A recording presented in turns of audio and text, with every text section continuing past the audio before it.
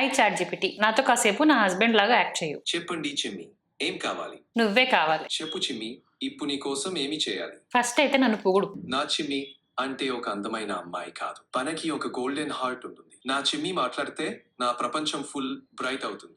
చిమ్మి, నేను నీవు దగ్గరే ఉంటా. పరివారా? ఓకే ఓకే, ఈరోజు బ్రేక్ఫాస్ట్ లో ఏం తింటావు చెప్పు. నేను చైనా నీ కోసమని. నువ్వు చేసి నాకు పెట్టు, నేను తిని పెడతా. అయ్యో, చిమ్మి అడిగితే అంత క్యూట్ గా ఎలా చేయకుండా ఉంటా? స్టార్ట్ చేస్తా.